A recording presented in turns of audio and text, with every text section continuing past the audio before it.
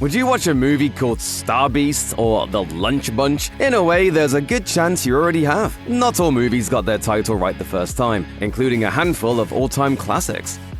While few people other than George Lucas himself had high hopes for the original Star Wars movie, the franchise was a full-blown pop culture phenomenon by the time production was underway for the third installment of the original trilogy. It's for that reason that Star Wars Episode 6 Return of the Jedi was known by multiple names during production. To hide the true nature of the movie, it was given the vague title Blue Harvest, with members of the crew even wearing caps bearing that logo during production. And yes, that's why the Season 6 premiere of Family Guy, a Star Wars parody, was given that name. But that wouldn't be the only thing that Return of the Jedi was called before the official name was finalized. For much of the rest of the production, the subtitle was Revenge of the Jedi. This got so far along that posters were made and even an early trailer was released bearing that title. But Lucas ultimately decided that the concept of revenge is beneath the Jedi's principles, so revenge soon became Return.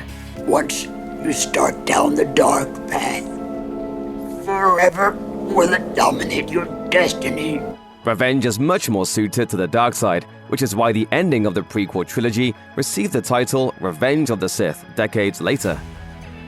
Few movies have done more to revitalize a stale genre than Scream. Horror movies never really went away, but the slasher subgenre had largely been left behind after the 80s. Much of the breakout success of Scream was due to its meta storyline and ability to poke fun at the long-held tropes of scary movies, while simultaneously leaning into them. So what better title for a scary movie about scary movies than, well, Scary Movie? Sure enough, screenwriter Kevin Williamson's original script for Scream was titled Scary Movie. It entered production under that moniker, and like Return of the Jedi, the crew had already been gifted a bunch of swag branded with the movie's original name. But the studio didn't like Scary Movie and changed the title to Scream instead. The general consensus among the crew was that they hated the new name at first, but eventually came around to appreciating it. Of course, the Wayans brothers went on to help themselves to the original production title for their horror film parody series, which became a hit in its own right and inspired several other movies with movie in their titles.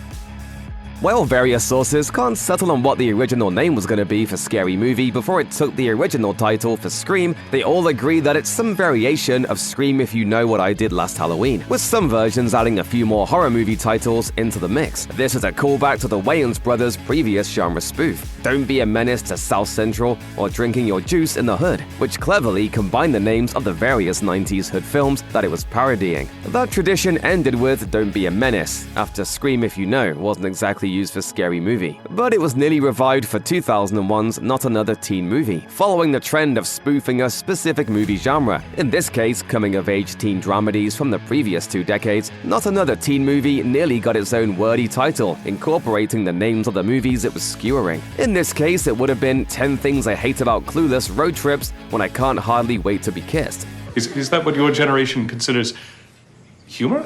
Like Scary Movie, that title was abandoned in favor of a name that simply states the genre being parodied, followed by the word movie. One can only imagine what date movie, epic movie, superhero movie, and disaster movie might have been called if the original naming tradition had been kept alive.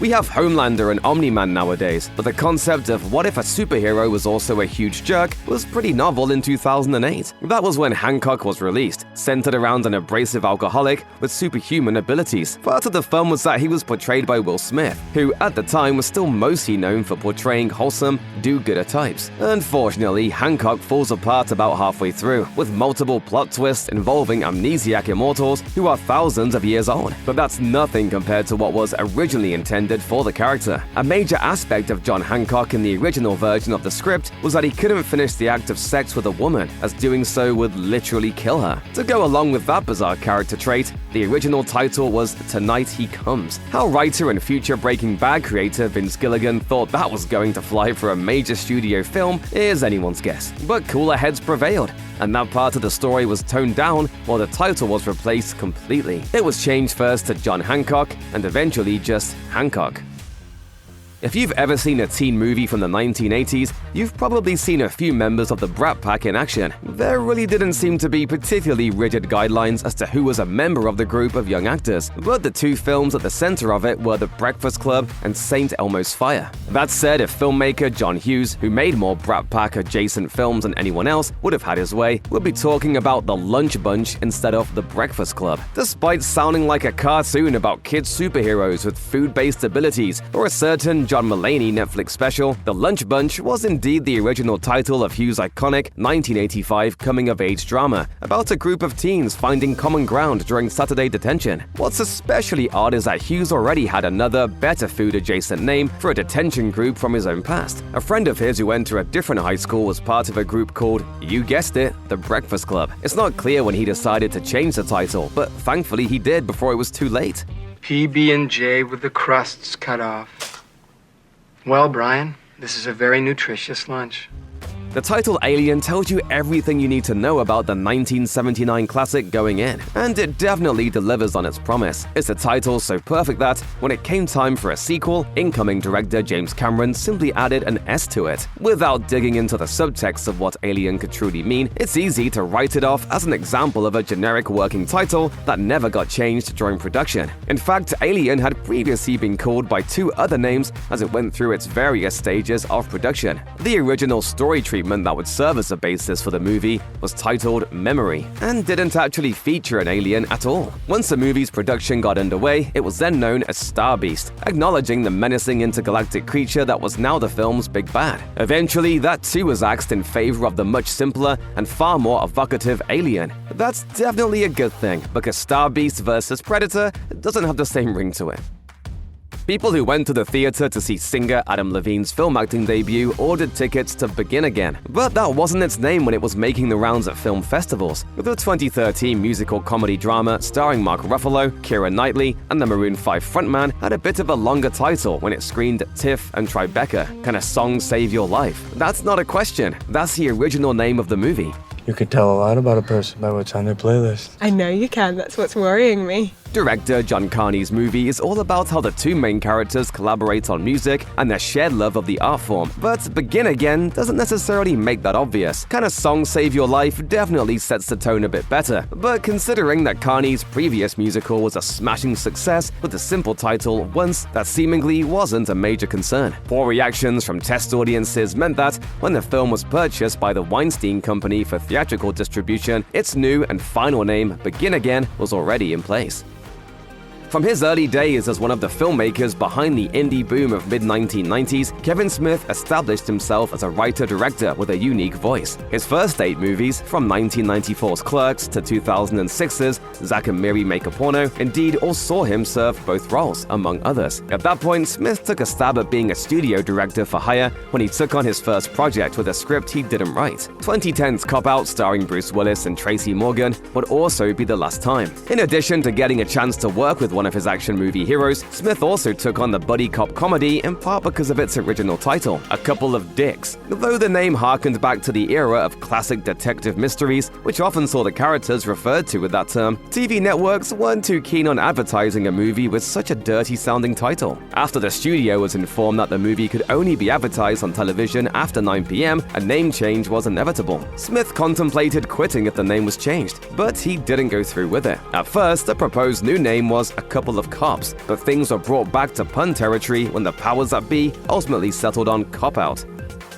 There have been many examples of films that had to make major changes due to tragic events that occurred sometime between production and release. Numerous movies had to make alterations as a result of the 9/11 terrorist attacks, for instance, like Sam Raimi's Spider-Man, which originally involved Peter Parker spinning a web between the Twin Towers. As for the 2012 sci-fi comedy The Watch, its original name lost its luster following the shooting of Trayvon Martin by George Zimmerman, who was a member of the neighborhood watch for the area Martin was walking through at the time of the incident. With the attention and controversy that the case was getting, it wasn't exactly an ideal time to release a movie, a comedy no less, with the title Neighborhood Watch. In addition to shortening the name to just The Watch, 20th Century Fox also changed the focus of the movie's commercials and trailers to be less about the Neighborhood Watch members themselves, and to be more about the alien presence that they end up fighting. The Neighborhood Watch, as always, is watching. the neighborhood for aliens.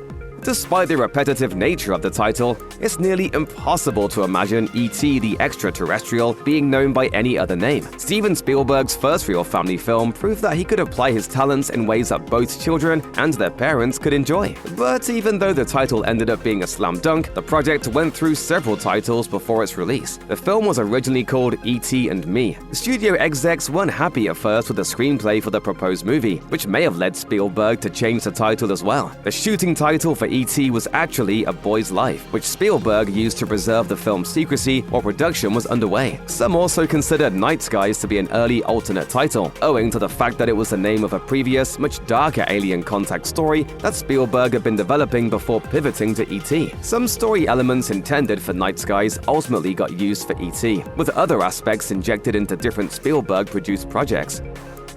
American Pie was a perfect title for the 1999 sex comedy starring Jason Biggs, making a lot of people think that it represented all American values until they actually watched the movie. Not only does the name fit the movie perfectly, but it's also allowed for similarly titled sequels and spin-offs like American Wedding and American Reunion. Untitled teenage sex comedy which can be made for under $10 million that studio readers will most likely hate but I think you will love, just doesn't have the same ring to it. But that's what was on the title page of the script that Adam Hertz left on the desk of various Hollywood executives to sell them on his raunchy romp. It was clearly never intended to be the movie's real title, but it's still clear what it was called when it got its inevitable green light. Even so, American Pie wasn't its first real title. That honor belongs to East Great Falls High, named after the fictional school the characters attend. It's also worth noting that several websites have claimed that American Pie was also known as comfort food at some point during production, but there isn't actually any credible sourcing to back this up.